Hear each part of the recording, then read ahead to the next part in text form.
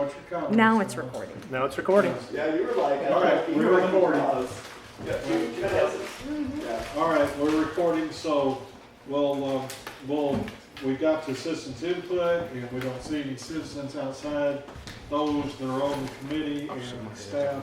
So we'll dispense with that, and we'll go to consent agenda, which is number 3. The only thing on the consent agenda is 3A, which is consider approving the minutes of the November 11th, 2025 regular meeting. So, unless somebody wants that pulled off, then we won't have a consent. I'll entertain a motion to accept the minutes of the Tuesday, November 11th, 2025 meeting. I make a motion to accept the minutes of the November 11, 2025 meeting as presented. And John, I'll you just second second? the motion. Well, no changes with that, any changes? Okay, with all that, say aye, or raise your hands, it's unanimous on the 6 here. We'll move on to number 4, individual consideration. 4A, review of zoning toolbox. I hate the toolbox. Districts, designs, and standards. And I think tonight that Mr. Bauer is the one that's going to take the lead on that. Is that correct? Yes. All right. So it's yours. So I've given you sort of the summary of the toolbox. This is the work you guys have been doing. It's coming around. And we have printouts of every one of the zoning districts. And you did? One short? I got like plenty of them. Oh, there you go. There you go. And I've got one screen here in a second as well. So before we start the mapping process, we want to make sure you have all the tools you need. So we're going to walk through the tools that we've sort of approved so far, talk about whether there's a need to add or modify any of those tools before we get into the mapping. But tonight I'm going to run through the tools. We're going to talk about Euclidean versus pyramid zoning. And it'll be clear when we get there, hopefully, why I'm talking about Euclidean versus pyramid zoning. Talk about the translation table summary, which is translation, of course, is how current new zoning would be translated into the current mapping process and schedule. So these are the tools that you have in front of you. The residential, we've got residential 1 through 5, residential mixed use, and residential high-rise. And we've got commercial limited, commercial general, light industrial, and heavy industrial. And you said we didn't have those handouts, they're coming. So let's talk about those a little bit. So we have for R1, I'll give you a little bit of a summary here, very low density. So this is 0.5 to 2 units per acre. Then we have 2.1 to 4 units per acre for 6 to 12. It's that far where R4 we get into 0 lot line, townhomes, duplexes, cottage development. R5 is the high density residential, which would be duplex, townhomes, and multifamily, up to 20 units per acre. And then we have RM, which is residential mixed use. And currently we had talked about that as being downtown. We may want to talk about removing that downtown limitation. Of course, just because it says downtown doesn't mean that's the only place you can use it. But that's the way we defined it right now because it's consistent with a number of the projects that have already been approved in the downtown. It's also consistent with the downtown plan that has been adopted and is in place. Then we have residential high-rise. That's the little tall density.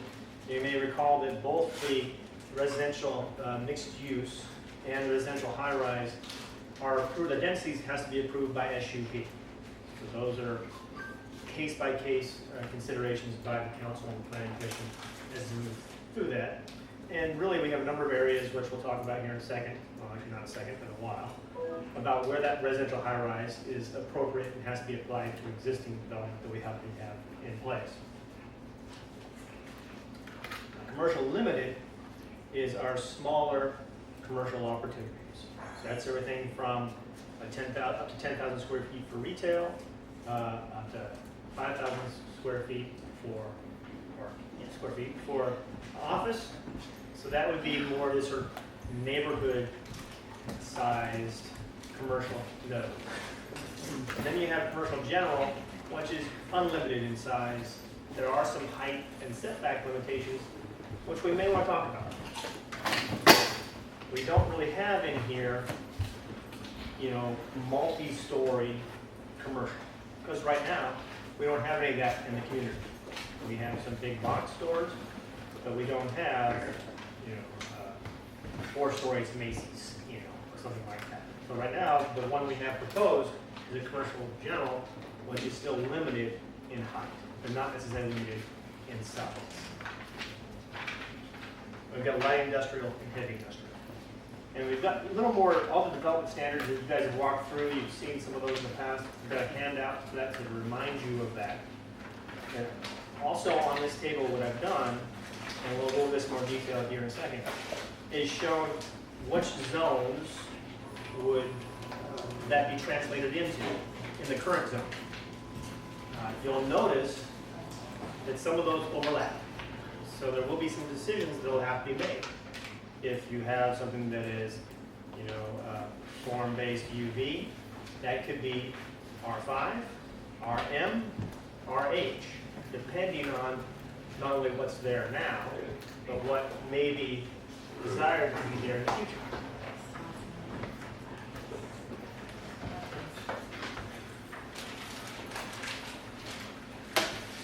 May I ask a question at this juncture? Absolutely.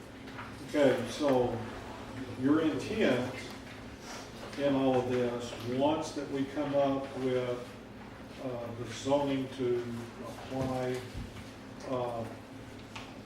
to the new standards to go to city council, then we're also going to suggest changing some of the current zoning to the new zoning.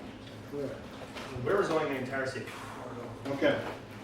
So none of the existing zones will exist when we're done with this process, assuming, of course, the council actually adopts it. Right. So So this that will be definitely form-based on what? Just a complete reset.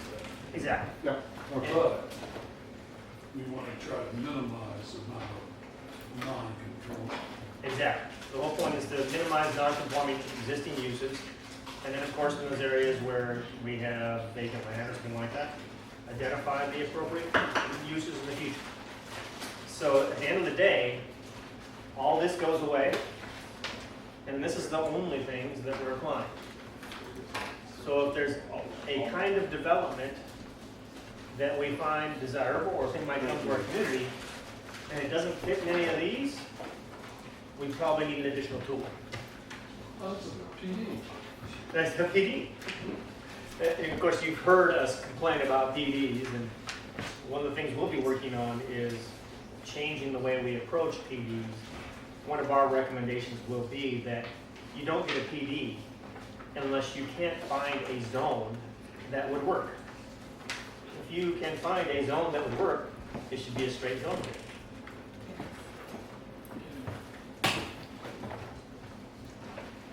What you mean? What you mean? Because when we look at our PDs currently, they all have an underlying zoning that works, supposedly. But that PD allowed them to take all the requirements out of the zone. So explain to me what you mean by it. Well, a number of those PDs would work if they'd gone to a more dense zone. Or a less dense development. Correct.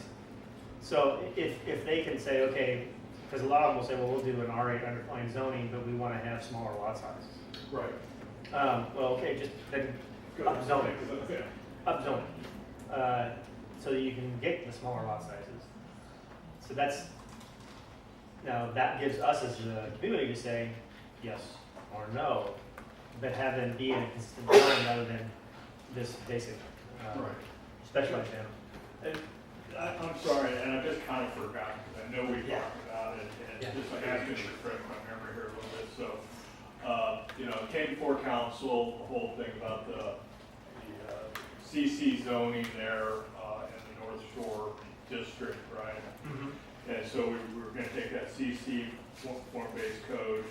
So I look here, and so basically two of those mixed-use residential downtown with SUP, these are what is being replaced.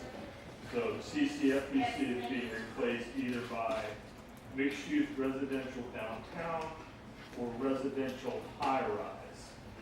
I don't see, is that correct for that particular, I don't know, something doesn't quite connect there. Well, let me come back to that, because I think I know exactly what you're talking about. Because in that particular case, we don't have to have that piece of land zoned those items right now. Well, and here's why I want to talk about the next agenda item. Okay, well, maybe I'm. Because you're exactly there. I anticipated this question, and that's why I have this next piece in here. So this was, even though this is up here, you've got this list. You also have the handout, which has the detailed definition of each one of these zones, which we just passed Yeah, out to everybody. okay. So you can take a look at those in a second. But let me take a little segue here to talk to you about Euclidean versus pyramid zone. Can I raise a question for them? Please. Flex space, I know we had a lot of conversation about that, I don't see a flex designation, is there? So the flex space is, I understand, it would be like a live work space where you have some mixed use residential along with Not necessarily, flex to me is the front is a showroom where you might sell your product and the back is a distribution. Is that in what, is that in what industrial or commercial general? I think it'd probably be in light Do industrial. we want or to commercial general. have that discussion? I thought we outlined that. I thought we did too, I think. Yeah, so one of the pieces that you're missing right now is the use table. And that is something we'll need to do and bring back to you. And there's a number of uses that we can either assign in or sign out, which will either address issues or create issues. But that use table is certainly an important piece of this as well. Where is it allowed by right, and where is it allowed by SUP? It's just an important category for you to find. Okay, so make sure that flex space, that we have that in our use table and find where that Yeah, is. that one. Who's taking notes for us? Flex space. We need to make sure we have a flex space in our use table and we assign it to us. That's where we put it, right? Right, it is, Councilmember pointed out that it's in the definition of proposed zoning CL commercial limited. Very good. It's all about flex space. And I might recommend it in one of the others as well. And again, that's why use table uses are not just in one zone. Let's talk a little bit about Euclidean versus pyramid zoning. Euclidean zoning separates land uses by these three pieces. Okay, it's the most common zone. It is what we have throughout most of the community. You have this sort of strict definition between, or you separate those three zones in order to avoid conflicts. So that's Euclidean zoning, and it is the model that we're moving to. Pyramid zoning is where everything sort of accumulates, where the most intense use includes all the lower intense uses. So if you have a commercial zone, you can put residential there, okay? So that's a completely different model. It's used in some areas to encourage mixed-use development, basically by default. But you lose the ability to strictly separate uses. If you give something more intensity, they get more flexibility, all the way up to any other sort of junior zoning uses.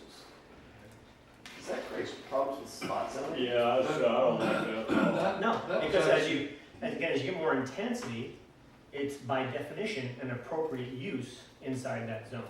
So it actually removes the risk of spot zoning.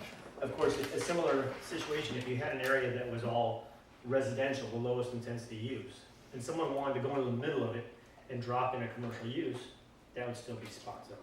I see. But by that, you could put at any time, if you're putting in a commercial limited 10,000 square foot retail space, you by right could put in high density residential, duplex, multifamily apartments, everything underneath that by right, correct? Absolutely true. And that's the, Exactly. Garden use. That's like taking an old downtown area and now you're flipping it to, instead of commercial businesses, you're adding in the concept of residential. So that's pyramid zoning. It's rare, but it's used in some areas. And I provide this simply as a contrast. You have one on sort of one way, one on another. And then we've got, this is kind of sort of just comparison, contrast the two of them. So in including zoning, we've got this exclusive uses. Pyramid zoning, it's more inclusive versus cumulative. Examples, you got sort of residential zones. So you can see in our toolbox, we're right here in Euclidean zoning, right? We don't have that sort of layered approach. This one has some benefits, but we're not taking advantage of those. We really are being more descriptive and exclusive in our definitions of uses. Okay. So orderly and rigid, this is more flexible, but basically it's kind of where do we want to go in the community, and we've said in our community, this is where we want to go, right? Because when we talk about the form-based code, it's more similar to the pyramid approach than it is the Euclidean approach. Now, the pure form-based code doesn't care where your uses are. It just cares what your building form is. Looks like, Yeah, we didn't do it that way. Not only did we not do it that way in our definition, we didn't do it that way in our implementation. So that's why we now have this direction from our council to step away from this model and move to a more Euclidean model. Because there was an interest, as I understand it, to be more specific about what happens in each area. So now when we apply this toolbox, you'll see that I looked at our toolbox, it's very specific, which means that the uses in each will be limited. So that creates some challenges when we start talking about if we want to move to a model or we want to have development that includes multiple elements. You tracking me? I get what you're saying, but Yeah. 'Cause So, what- so in other words, you're using a specific wrench or wrench style and not taking your crescent where it's adjustable, and for many of them, you're specific to it. That's not an apt analogy, absolutely true. You know, this is a situation where, and this goes back to your question specifically. We're talking about looking at the area of North Shore, where the idea in the North Shore was to get a mix of uses that are supportive of employment centers, right? Which means residential, office, commercial. secondary too. And this is the hook here. Well, and that's, the point I'm making is that you're gonna lose that flexibility in this model. It'll be commercial, residential, or industrial. unless you give this model some pyramid type traits. So, to that point, you can have this huge commercial mixed use, only it's commercial as your basis with residential mixed in there, but the fact is it's commercial before it's residential. Versus mixed use, Euclidean is all about location, location, location. So you can certainly say that we'll accept residential, you're going to say where we're going to accept residential. Except, And except when it comes to the North Shore, what some of us want to do, I would say that you look at a commercial type zoning and then allow a SUP for any residential. Therefore, the commercial base has to come first. And that's the biggest thing that we gotta have. Commercial comes first. I don't want something that comes in residential first. It's augmented to the bigger commercial. That's the item that came to council last week. And if you think that's the last one, No, I think this is gonna be a complete onslaught for a while until we really get the rules done. So going back to this though, so the two we've got for the commercial center, are mixed-use residential downtown SUP, which doesn't fit, and residential high-rise, which doesn't fit. So what fits? Depends on what you want. And this is the feedback loop we needed tonight. So we're exactly on topic of what I was trying to sort of get you guys to start thinking about. Now let me take a few more steps and get you to think about it a little more. Okay. My head hurts. So, and this is the translation table, right? This is sort of the point I was making just now, is that we have limited tools to apply to existing zoning. With the clear direction, that anything that says, form-based code goes away. That means we're over here. These are the only tools we have to apply. So I'm gonna pass out some. Well, let me just, Please do while I pass this out. ask this question, because again, what our problem is, we're having residential being requested to be built in areas where we had anticipated commercial development. And we were willing, in fact, wanted to encourage commercial with residential, mixed use type area. So I don't see any reason why we can't use CL and CG, be limited to that, but have the ability to, with SUP, alter it. I don't even know if you need SUP. But I don't want to throw it into a plan development with an underlying, it would be like a plan development with underlying CL or CG. But don't want to say plan development. And I appreciate your reluctance to go there, I really do, because I think that's kind of our recommendation. We've been hammering that pretty hard, haven't we? I also think there's a dynamic, which is financing. There was a time in this area where there was a 30-year supply of apartments and condominiums on I-30. And the whole S&L industry busted. So that's clearly a time when multifamily was not financed. So there's always that dynamic of what can I, as a developer, finance? There's been times when hotels are not financeable. Right. And there will become a time when multifamily will not be financeable. So I think that's always something that we should keep in the back of our mind as a city as we plan. That, I really want to see a blah, blah, blah retail center. Well, if it's not financeable, it's not going to be there. Well, I'd put that in slightly different words. It's market driven. Exactly. And this is a conversation I had with some citizens the other day when we were talking about economic development. As a community, we can set the table. We can't serve dinner. Right. All we can do is create the environment on which some things might happen, depending on what the market conditions are and what opportunities come our way. But you can offer some side dishes. Yeah. Well, unfortunately, because of our dark participation, our side dishes are a little smaller than most. And that's kind of the challenge. Let's make sure you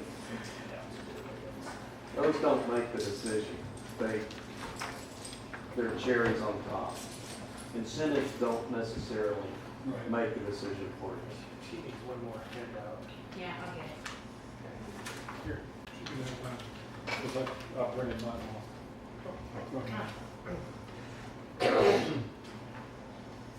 So the point being here, what I've given you,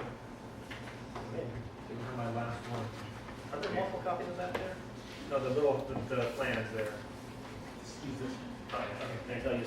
No, just So- one copy. Okay, so this is Sapphire Bay. So Sapphire Bay currently has very unique zoning. The whole area is under one zone. It's form-based Sapphire Bay, or what is it? Bayside. What's that? Bayside. Bayside. Yes, yeah. Bayside. Basically, it's the only place that's zoned that. And what it is it has it's kind of like an SUP. It's basically all of the development standards of form-based, I think it's urban neighborhood, go to it. And then it has specific restrictions on the number of uses at a specific time. So you can only have 1,200 dwelling units throughout the entire property. So it's kind of just mass zone. Now, as we look at getting rid of that zone, we are challenged with doing just that. Right. We'll need to look at each one of these parcels and make a decision. Some of these, because of the current development, will be RH, because they are already residential highways. Some of them will be townhomes, and they'll be probably an R4 or an R3. Probably an R4. So that specific zoning will go to each one of those current uses. The ones that are vacant will be the questions. Now, I think we've had a conversation, at least at the council level, about not wanting to have more residential go here. So the question will be, does it get a CG or a CL? Or is there a use we want out here that doesn't currently fit? And that's, again, the reason why I'm sort of bringing this up at this point in the toolbox. Do we have all the tools we want when we look at these parcels? And this is just completely my ignorance, because I don't know. So there are development agreements in place. How do development agreements, do they, I mean, are there any, are we locked into anything? I know we put them in the fall, which I think, is there anything on the development agreement side that drives us to have to zone something a particular way or not? No. In fact, there can't be. Okay, well, again, this is my ignorance, I don't know. If you entered into a contract, this development agreement is a contract, Right. that required the city to provide a certain zoning, that would be contract zoning. Okay, And it's illegal. okay. You can say that in your development agreement, we want this kind of development to occur. But each zoning decision that comes after that has to be an independent zoning decision. Now, in most cases, you're going to want to be consistent with your development agreement. So I want to say that they're, they don't touch each other. Right. This is a statement of intent. This is an application or an implementation of that intent. But that same zoning decision has to go through planning commission, council, public hearing, and can be voted yes or no. So should this body at least have a synopsis of what the development agreement is? And, I mean, we're looking at some of these parcels that we don't know. I mean, some of them I know, okay, there's nothing there, but I have no idea what the idea was. So will we have some sort of backfill on this so we can see directionally where the plan is and then decide if we want to do that or not? Absolutely. But I think that last point is the important one. To decide whether we want to do that or not. Okay. There is a decision to be made, and in this case, whereas under the current zoning, the flexibility is in the hands of the current developer. Regardless of the development agreement, because we're looking at walking away from the development agreement, Right. the zoning is there, and the zoning has permitted uses up to specific limits. It doesn't tie it down to specific parcels. Okay, so what I would like to have as far as information on this, what does the agreement allow in the number of residential uses? That's the zoning that limits that. Well, but that's inside the developer's agreement. No, it's outside the developer. Oh, it is? It is. Oh, okay. The developer's agreement has some requirements on the developer to build certain things. Okay, so I would like to know that, and one, and two, how many units are actually on the ground? And we have that information. And the difference, if there is any difference, then would make a difference if we look at the zoning where you're going to allow what is allowed by the, I'm going to call it developer's agreement or contract. That they can have X number of units, but X number of units, which is less is on the ground, so there's a difference that they can put in. Then you can determine where do I want to put those. Well, we have a development agreement, right? But again, I'm trying to make it clear is that the development agreement has some obligations on both parties, the city and the developer. Obligations regarding zoning are not in the development agreement. Correct, but the But they're obligation, directional. yeah, Their direction, that's right. And the developer, if the zoning is there, has an obligation to develop certain pieces. So if the city were to come back, so let's say, let's do hypothetical, the developer was supposed to build 12,000 units. But then they came for a zoning request, and that zoning request wasn't approved. That obligation would shrink, because they couldn't have the authority to build those additional units.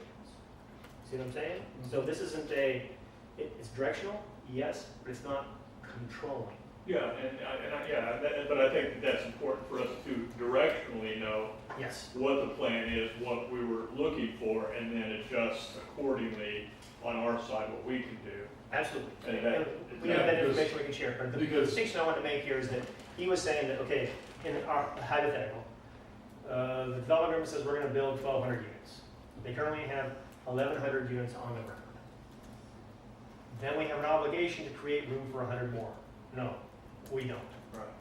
not necessarily, but we don't want to create room or space for another 800 or something, you know? You may, Well, that's, but- you may. We need to know, well, I would think that we'd want to know what the original obligation was, just, Absolutely.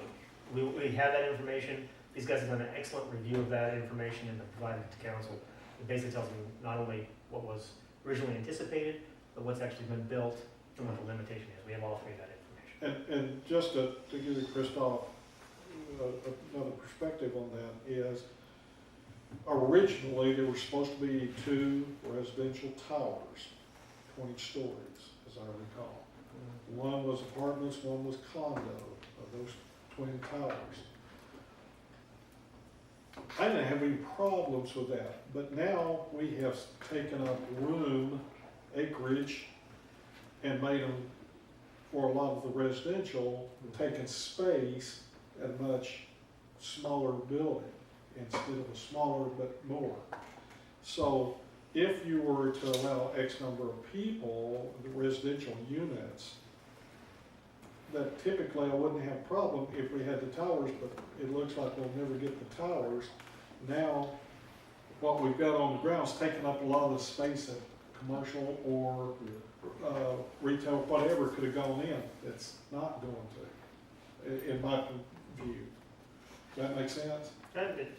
Because now we got big old buildings that are just 5-story that's taking up many more acres. Mhm. Which is sort of what we're running into, trying to avoid on North Shore, the exact same thing. Exactly. That fragmenting of contiguous pieces, and how do we protect those for the uses that we at least, again, directionally, And through one zoning want to cover. of the things we'll have to pay attention to is that we can't ignore the landscape on the ground. Yeah. You can't ignore the way the lots are divided. Now, But- a lot of this is under single ownership, but not all of it is under single ownership. Really? But you should look through the lens of what gives you the highest probability for success. What is that? And move towards that.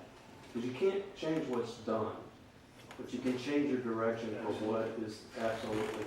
This reminds me of the Texas Stadium site where the Cowboys were, and Irving is still, still trying to figure that one out. so they have a plan, but it's not a good one. The owner of the Mavericks owns that site. Well, exactly. And as we get into some of these pieces, this one's a little less complex than North Shore. The big problem we have with North Shore is ownership. Yeah, and we're gonna have multiple ownership. We're gonna have multiple ownership, and to try and say that we want all these different owners to agree, Yeah. 2 of you are lucky, you can do residential. The rest of you can't. And by the way, we're not going to talk to you about residential until somebody else has developed commercial. Well, that's hard to do with these tools. You see what I'm saying? Because these tools say, you get to do commercial, you get to do residential. Going back to the Euclidean versus the Turing. That's right. Unless you do the whole thing as a commercial. That's right. You can do the whole thing as a commercial, but right now, commercial doesn't allow residential. Unless you do I some understand, sort but of, then you can go back and you can put an SUP on allow an SUP A reason. on that and rezone it for, Make it PD. but, You but we're trying to get rid of PDs. and here's the problem. Well, Going back to I guess the first- question is, what tool are you gonna present to us to be able to use? Right now, I'm following council direction, which says Euclidean. Right. There are all kinds of hybrid tools, which actually he talked to you a lot about during the last meeting. It's a different hybrid approach.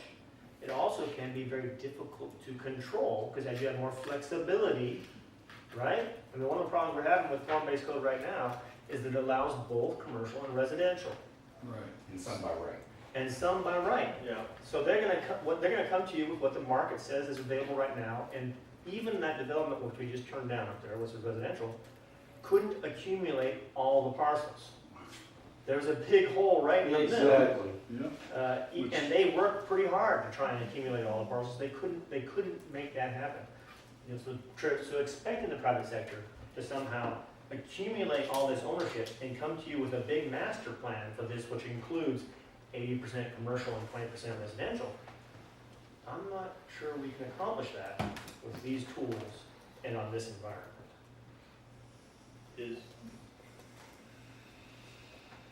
Is the answer to change the methodology, whether Euclidean or pyramid, or is the answer to, we went from 29 to 11 categories? Is the answer to just make a specific category for that area? Maybe, and you may want to, just like we made one for downtown, you may want to make one. Again, I don't want to get in Well, this trap of having a but that would be- zillion of them, but maybe that's specific enough that we ought The to. North Shore overlay. That's what's. Right. Medical overlay, might as well have a North Yeah. Shore overlay. Yes, but with flexibility comes risk.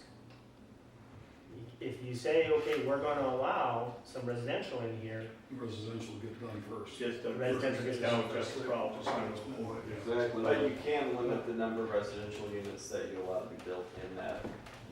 Well, the other So downside. it's a gold rush for whoever gets in first, if they want residential, so. right, and if they put that residential in an area that, you know, Would have been prime for a contiguous. Yeah, That's right. and then it's by right, so then they kind of have the pick of the litter. Right, Yeah. which is kind of what they were doing there, was between Right. 3 lots. so you got kind of, there's lots of different options here. I'm not trying to put you in a box. I'm trying to give you sort of different approaches to this, and I recognized during our last conversation there was a bit of a mismatch, and I wanted to highlight that tonight to see whether there was an approach that worked. One of the ways you certainly could go into this is to stick with Euclidean zoning and say, this truly is the area we want to be commercial, and we'll allow residential around it. Oh, and that's perfect for that area, because there's a lot of area around there that you can't build on. At least then you have, Use the topography. you have certain, right? So and that's the difference. With Euclidean, you get clarity, you get certainty. It doesn't have the flexibility, but then if you have somebody in who wants to come in and they think they can buy up all the property and do something amazing, you know, then they can bring you a PD. They can bring us a zoning change. Yeah. Then can you come up with a zoning classification called master plan? I can't. No, I mean, I've heard all of your ideas about some sort of requiring this to happen before that can happen. I've never seen a legal model that would actually make that function over different property owners who have different interests and different rights on their parcels. Because you're basically making what this person can do dependent on what that other person chooses to do. And that's where we run into a problem. And that's Where where in the Euclidean, if we do it, the residential could very well be developed out before any commercial, but at least you have that designated commercial spot that's large enough to provide you the benefit that you wanted. And still the market gets to the point where it's at. Could we at some point, like early in the, development process, within the development agreement or whatever, say, you have to do the commercial first? No, That's what you're saying, you can't. no. I mean, if You can't say that. if a developer came to us and they owned all the property, like happened with Sapphire, and they said, we're gonna do all this, then absolutely. And they say in exchange for this, the city's gonna put in the infrastructure or something like that. You know, there's a Quid pro quo. well, quid pro quo wasn't a thing, it's not remuneration, there's a, what do you need for a contract in order to make it work? You need Consideration. consideration, thank you very much. I'm sorry. There's a consideration on our side that secures the obligation on their side. And absolutely we could say, you must build the promised commercial first. Then we have to put in the zoning that would support that. That's a contract. Right. It's not a zoning regulation, okay? The zoning regulation supports the contract, but they're not the same thing. But you have to have that quid pro quo with the, consideration on both sides in order to make that contractual obligation enforceable. This is zoning. Why didn't that Thank you for happen? having a lawyer in the room, I appreciate that. Why didn't that happen? Well, and it's kind of funny, I was interviewing economic development people the other day, and I don't know why it didn't happen. It certainly would have been, in my opinion, hindsight's 2020, looking at Sapphire Bay, what would you want to have happen first? It wouldn't have been the residential. Oh, That's the easiest, right? Now, we did require to put in the infrastructure, which we did. Roads are there, water's there. In fact, so much water is there that we're having to dump it out on the street on a pretty regular basis because we got too much water in the city too long. So infrastructure was put in, but the council didn't make a decision at that point. It says you have to do this before you can do this. Now, it did say you have to do all of this at specific times, which they have not accomplished. And that's where we are. But certainly, you have the ability of development to negotiate time and to place conditions precedent. What has to happen first? What's to happen second? You don't get this right until you've done this. That's not the way this deal is structured. So, thank you for that. This is what I'm trying to get to. Because the next step is applying this toolbox to this, right? And I'm recommending we do that in the order I've identified here. 1, 2, 3, 4. Now, why do I have 4 up here? There's where North Shore is, right? I figure I'd save the hardest for last. Because there's a lot of chewing we need to do to figure out what's the zoning that's going to be applied in this area. Now, we'll have a little primer of that when we do it here. And kind of figure out what's going to happen there. And that'll prepare us to sort of, so easy, a little harder, take a breath, really get to work. Okay? Yeah. So my suggestion is that we do it in quadrants. And we tackle each quadrant. And so what we'll do is, as staff, is we'll use this. All right? So we'll take the existing zoning to the best of our ability, and we'll apply the new zones to it. All right? Now you can see in most of these, there's some opportunity for discretion in some areas. So we'll have to point out those discretionary areas and bring that to you, and that's where you'll be doing your work. All right? We think this fits, this could also fit, and you'll tell us, you like that one better than that one, move on to the next. So we are rezoning the whole thing. Now, So, let me just get this out of the way, everybody can laugh about it. We were charged in the last comprehensive plan committee, I see an old friend, Canals here, and 5 areas that we were to concentrate on. And we got in the first meeting and really got to talking about it, and all will remember this, and we looked at the gateway area. And it wasn't really a whole lot to do because they just began construction of a whole apartment complex down there that pretty well took out the entire deal. There's just a little sliver for commercial left, and the rest of it was pretty well done. So wasn't a whole lot to really look at and do.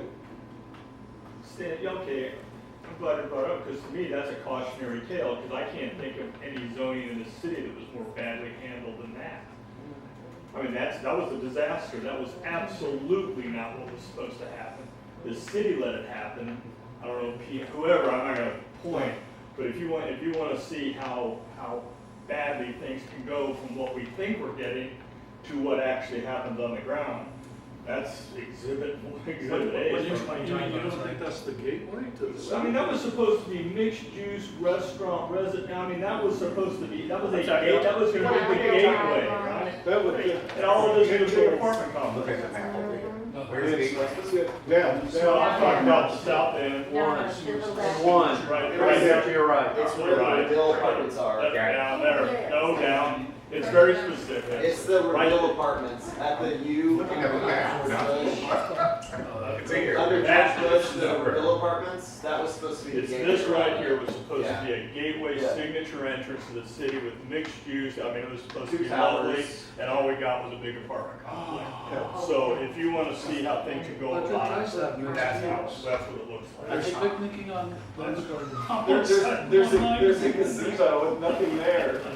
NCTA. They don't have. And there's They have, there are there's nothing services to it. I here. mean, I don't Oh, understand. yeah, Yeah. exactly.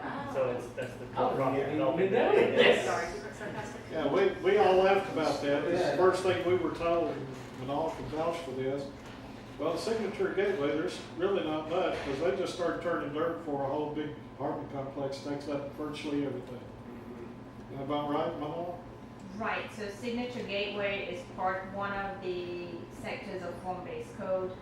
Signature Gateway was supposed to be the entryway, and I think in 2016, it then transformed into what it is today. Yeah, so we were sitting there going, okay, that's one of the 5 areas that's kind of thrown up. But that's, and, you know, North Shore is following that same suit.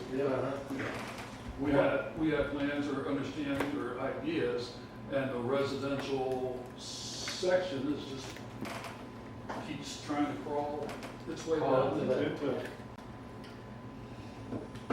Well, I think that there's 2 points to bring from that. One, of course, is something we've said a lot, which is the reason why this is fairly easy, it's already built.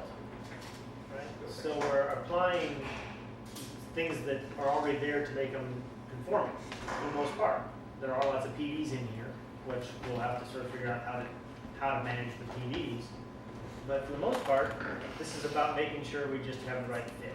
You know, downtown is form-based code, but we do have a zone which is specific to the downtown, which we can apply there and make conforming and consistent with your downtown plan. So this one, that's why I'm saying this is probably easier, because there aren't a lot of options. Right. It's basically applying the formula. So when you drill down in area number 1, then please do this, outline the downtown area, because the downtown area is not just downtown.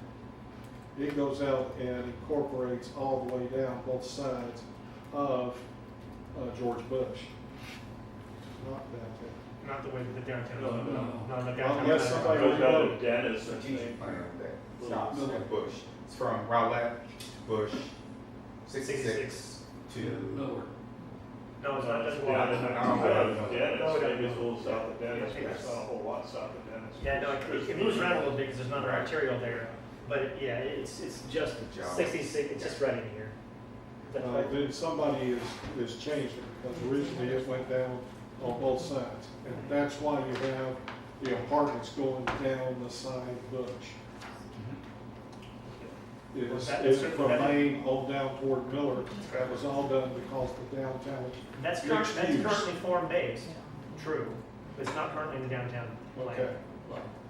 So we do definitely have some lots there that have not been developed, that you will have to apply a zone to. It's not a form-based zone.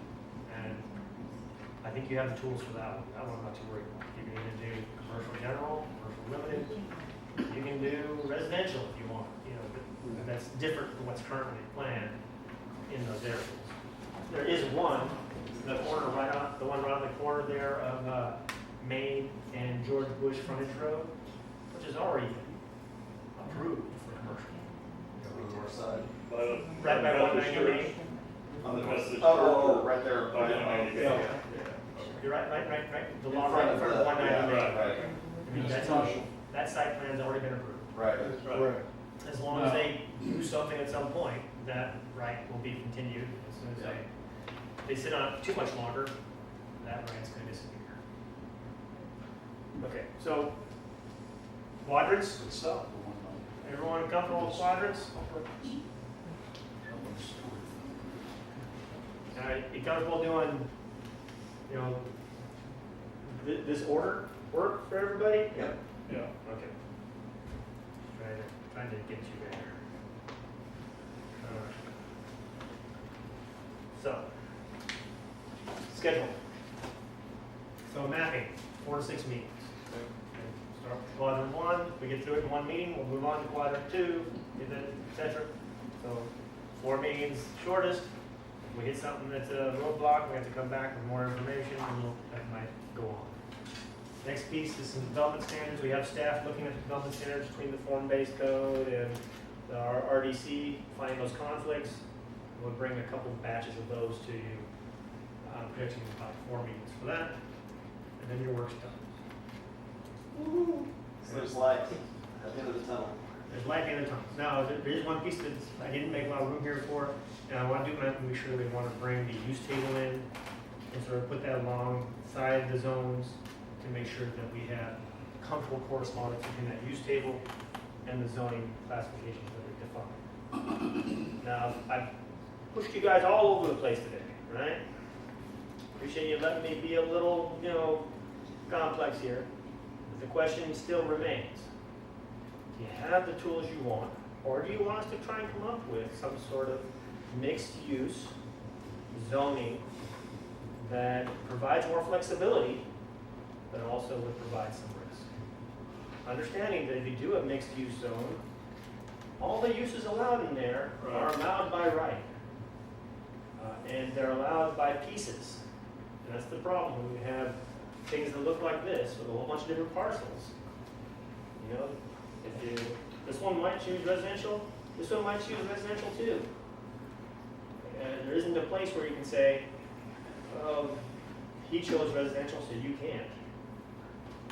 That's just, I don't think that makes sense. You can always rezone something, right?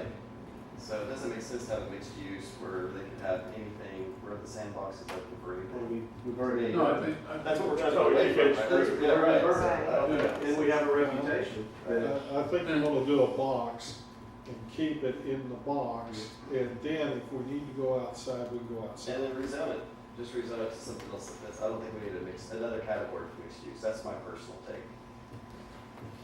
I made a motion. well, I think the other piece that we haven't talked about is the other purpose for zoning is a communication tool. To not only to the community, but to residential developers. The point should be that you identify the easy path. This is what we want. Right. Yeah. And you can see by the conversation we had in the last council meeting where they brought forward 3 or 4 proposals forward, got them all torn down, that right now, we're not really being effective at communicating what we want. Well, I think we're communicating effectively what we want. Or even I though think we the don't develop- want it. I think The the developers don't like developers- what we're yeah, telling them. Yeah. But it goes back to, I think, your point about what the market will support. And sometimes what we want doesn't fit the market. But if you don't communicate it to the zoning, then, you know, people don't know that when those two come together, the market's there and the zoning's there, then they know it's an easy path. I mean, I see potential maybe coming back to like, when we do get to quadrant 4, and we said, we just don't have the tool, could we come back and add a tool at that point? Okay, Sure. okay, so not, Good. so nothing set in stone. I recall a conversation with Jim Gravelhorst, who was one time the economic development manager. And Jim said, well, I can't go out and do what you guys want to do. When I talk to people, because there's so many landowners in North Shore, I can't go to a company and communicate that you want it to be a business center, and then when they say, well, we want to come with a residential product along with it, I can't communicate that, yeah, we can. And I was going, you can tell him that you think that you present what you want to present and take it to the council or the P&C, and they can give you an idea of yay or nay. That's it. They can only do yea or nay. And you've seen that work, you've been there more than I have. But Where they the keep point they come being that, again and that I'm- again and again, we don't have the ability to actually have a dialogue to that process. Yeah. We just simply can say, Well, No. no, wait, but on the economic development side of the house, you can have that dialogue right along with council, okay? and that was, I totally agree with you, and that's what I was trying to tell Jim. No, you're not prohibited just because we make this a business center, that to discuss that there's not a residential component that could not go in. But I want the daggum, commercial piece to come in first, so we're guaranteed we'll get it, and we don't get a bait and switch that, okay, we allow this, but then we get the residential, and then, oh, well, market forces doesn't allow. How long ago was this conversation? This was in 2019. Well, But developers they won't, get out because, let me throw another rock. I'm sorry, it's my job today, throwing rocks. yeah. Let's say you take that commercial area and you would zone it commercial. I mean, commercial happens by right. Storage facility. Yep. Fits by right. Yeah. And I've seen that happen all the time. Actually, storage facilities is what we're planning to call a nice sort of a reservation use. It's cheap to go in, cheap to come out. So when you have low value land, lots of times it's undeveloped and the value of the land is low, they'll throw a storage facility there. Operate it for 10, 15 years. The value of land comes up. Swap it for another use. and guess what storage units want? Multifamily. Well, they support multifamily. Exactly. So, The more multifamily, the more storage units. yeah, you'll need that. But yeah, that's kind of, commercial isn't a guaranteed employment center either. You can't really, as I say, you can limit what you're not gonna get. You can't guarantee what you're going to get. You can just say, we want this to be commercial general. Okay. You may not like what comes in as commercial general. That doesn't mean you're not gonna get State Farm. You may get, I don't know, Battery recycling. battery recycling. You won't get that, that'll be a heavy dumpster. Another way to do so. Yeah, But that's For where the nail your use salon. charts come in. yeah, the even your use chart, it has to fit the entire city. And, commercial limited or commercial general is just that. It's intended to be for those kinds of commercial uses. And you can certainly say, we disfavor vape shops or something like that, so we're gonna make that an issue in Hastings. We disfavor, you could even disfavor, I think we had this conversation actually about brake, and light auto repair. So you can do some of that, obviously, yes, absolutely. But again, if you make that too tight, you're guaranteed to some extent that you're not gonna see anything happen for a while. So it's kind of, it's a challenge. And I'll be the first one to tell you, there is no perfect answer here. There's the one that you feel most comfortable with and you feel is most likely to result in an outcome that you're going to be comfortable with. And that's all the best we can do. Well, I think the perfect answer is what that group tried to sell the other night was that you need residential before commercial. And that's what everyone has debated and switched, and it hasn't happened. So there's your perfect answer. No, that's the wrong I answer. was gonna say, because take a look, even the village here, we've got how much commercial sitting empty, yet all the residential. Exactly. Let me just make, Christoph is throwing rocks, I'm gonna use my slingshot. We'll stay with Which North- way are you going? North Shore, since we have now discussed that project at City Council. One of the things that we've talked about on the planning side, and, you know, from a planning perspective, we always look at what the original intent of when we got to the comprehensive plan, but trying to match that employment center with actual categories that are consistent with zoning districts.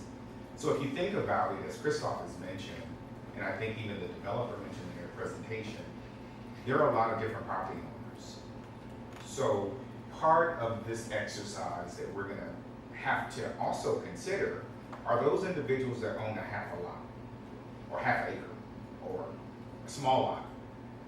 And how are we ensuring that they can still use their property consistent with comprehensive plan and the appropriate zoning, whatever the zoning will become, if they're limited in size? And part of, I think, what we talked about is that the challenge with North Shore currently, particularly if we don't have, you know, an active and engaging economic development department that maybe is assisting with land assembly to get some of these, we are in this position where we are denying people potentially the right to use their land.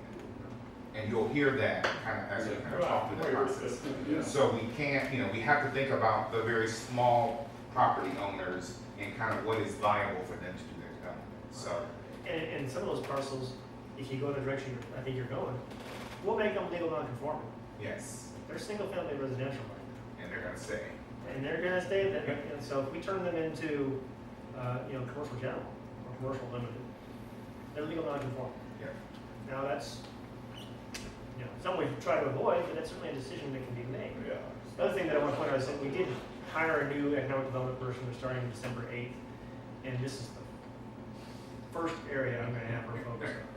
So my expectation, by the time we get to step 4, you're gonna have some very strong analysis on that property to help you make some of these very difficult decisions. Yeah. All right. 6:20. One more question. If we make it in 6 meetings, does our bonus come in at that point? I believe we do have an extra sandwich. Should that occur? Two number 13. You might have to spend That'll for be a big pasta. day. So there's our incentive, guys. The fight over a sandwich. All right, now, have we talked about our schedule for the next month? Are we having 2 meetings in December? Yeah, I think at the last meeting, we kind of did a survey, and most people said they were gonna be available on the 23rd, which is, sorry, 2 days before Christmas. 2 days before Christmas, and then the 9th, I believe, is our first meeting in December. I think we gingerly agreed that we would have forums. Oh, that's the holiday party we mentioned, right? Yes. 2 sandwiches then. Sorry, you said December 9th and 23rd? Yes, I think those are the second and fourth. I was the only question mark on the 23rd. I know I can't on the 23rd, I will be traveling. I will be on its way to Well, I guess we're scrapping the 23rd. Or do we wanna move it? We Move have it to the 16th. Oh, I think I'm the only. That's council. Question. That's council meeting, but we can move it, if people are available, we can move it to the Wednesday. Or we can have the meeting over at community development. I'm good with I that. could do, I I could do it have some before. life. Do that. We don't do That's If scary. you have to do this, it was like a bad Let's, idea. let's, let's identify that second meeting as tentative at this point. We'll send out a couple of different options for that second meeting, see if we can catch it up either after the Christmas holiday, between the 2 holidays, or if we can catch it maybe, maybe a longer meeting at some point in January. All right. Okay. Very good. hope you found this helpful. Oh, very, yeah. Uh, Very good. Before we go, if we're gonna discuss Sapphire Bay further, I would like to have, this is, thank you very much, but I would like to have a layout of what is exactly laying in the configuration of the units, the complexes sitting where. So I can visualize, okay, this is how much land over here or there, and give, We'll cover this about what's still down. good deal, thank you. Very good. So we're looking at 8 to 10 more meetings. We good? Oh, do we need a adjourn? Turkey and dressing Okay. is back. Hang on before we adjourn, question? Oh, so we're looking at 8 to 10 more meetings, just in terms of. Yep, Yeah. okay. Anything else? Then I will adjourn us. Happy Yeah, thanks. Red button? Yeah, I'm doing- Push the red button.